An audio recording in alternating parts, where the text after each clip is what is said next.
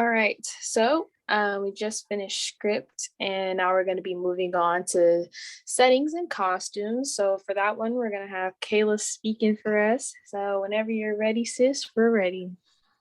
Yeah, so I'll start with the costumes. So the first showing of the Bloods, you see them in the airport, and like what they're wearing basically shows their personality. Like you see a leather vest, a bandana, got a cowboy hat, Hawaiian shirt, collared shirt. You see that the collar shirt, like, yeah, I'm here, I mean business. Hawaiian shirt, I'm just here to have fun, but also here trying to do business as well. Of course, when they're in the jungle and the flashbacks, they have on camouflage. We all know green, camouflage, it symbolizes war. So, of course, they were at war physically, but also mentally as well. I liked how David, who is Paul's son, wore a Morehouse hat, wore a Morehouse shirt in different scenes. And as some of you may know, Spike Lee is a graduate of Morehouse College. So love how he puts in Morehouse in his films.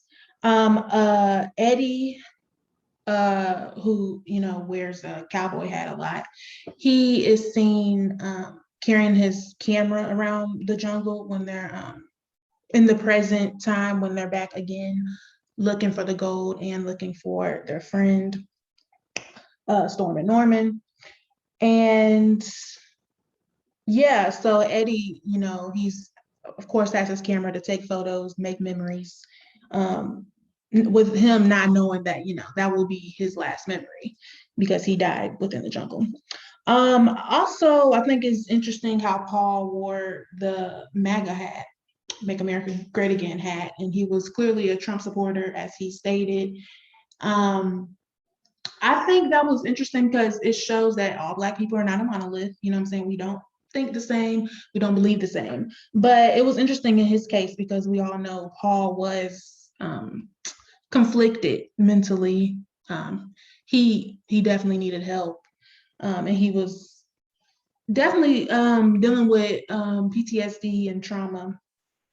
And when they killed him, I thought it was another act or symbolism of war when Desrush, or the White Russian man, wore his hat when confronting Otis and Melvin and all the other survivors with the gold, because he just kind of depicted like that white man that's trying to, a colonizer really. And him with the hat, it just made it seem like, yeah, I'm coming. I'm declaring war on you. Give me the gold. You know what I'm saying? And so, yeah.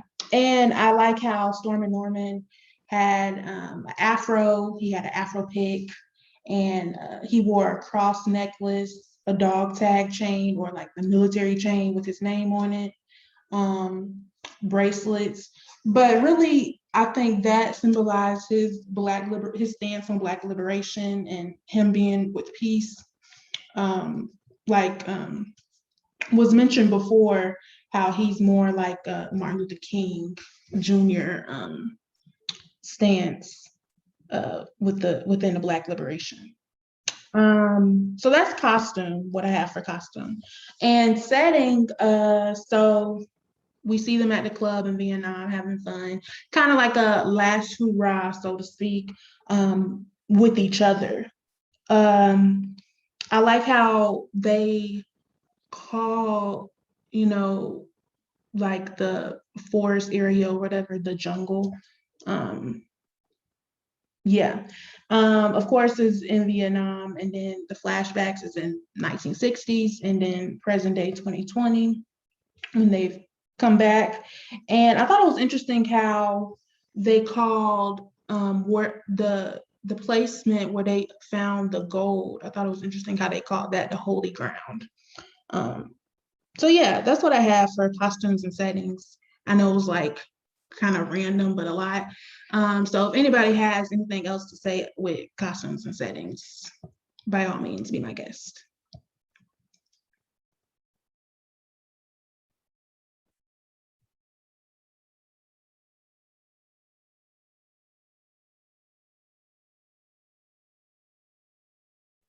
Okay. No, I have to agree with you, Kayla, on the whole when you were talking about Norman and how he had like the afro and the pick and everything like that. He really reminded me of like the image of like a Black Panther. Um, just how he was really. I was just looking at him and I was just like, yeah, he's definitely a Black.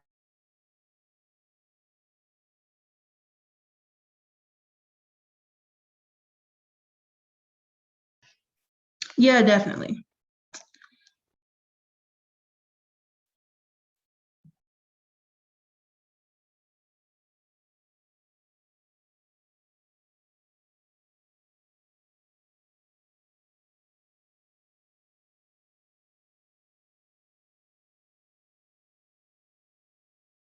Contributed to the film because we all felt like this was the most important part and what we got.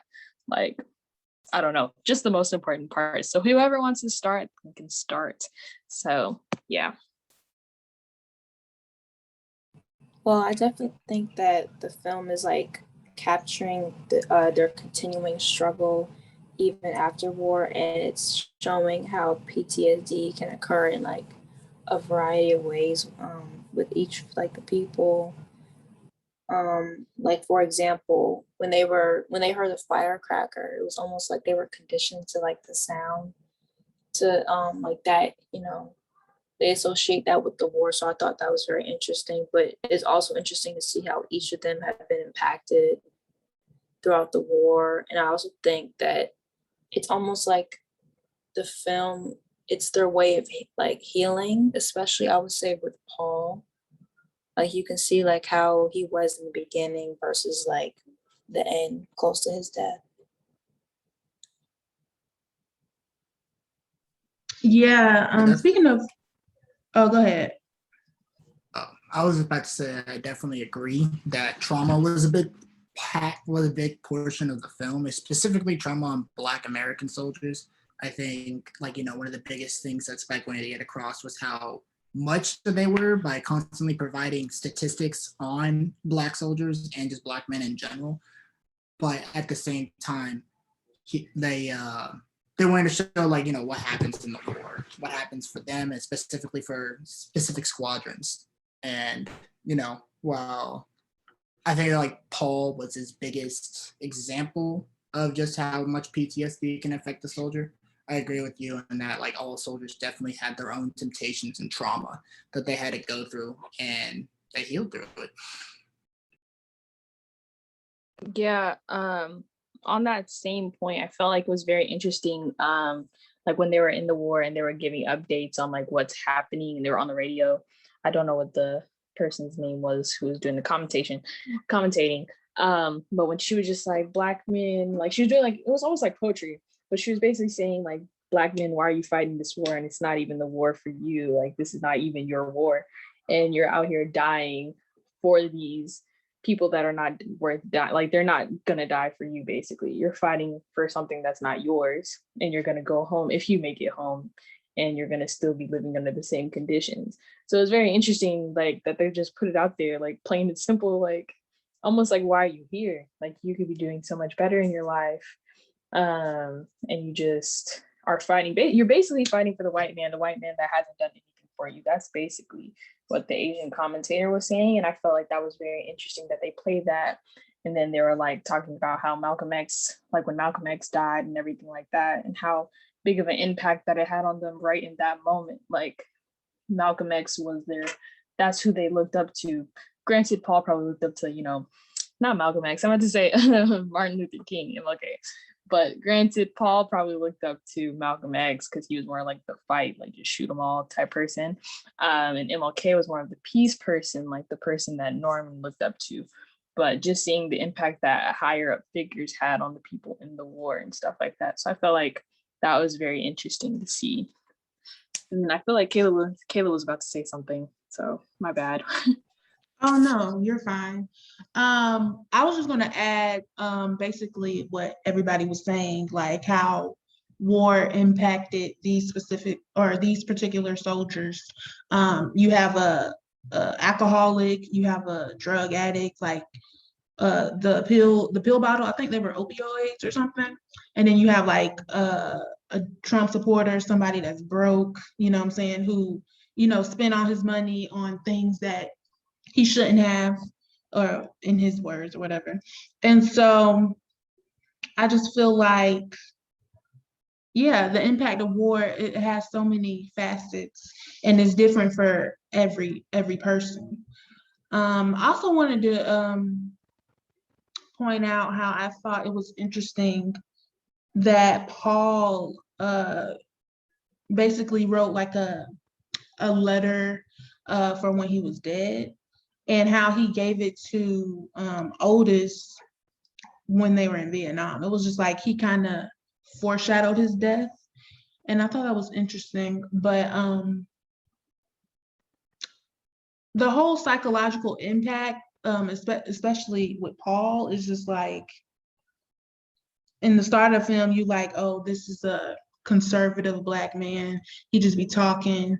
He think he know it all. But then, like, throughout the film, you get to know him better. I feel like Cameron hinted on this earlier. You get to know him better, and you kind of understand, and you kind of pity him because of what he goes through psychologically and stuff. So, yeah.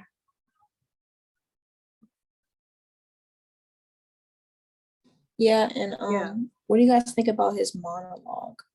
Pause.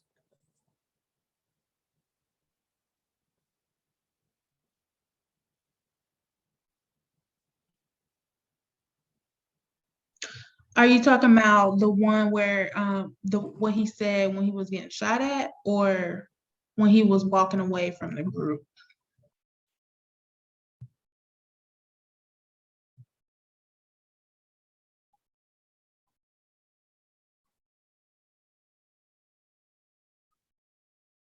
Shot at.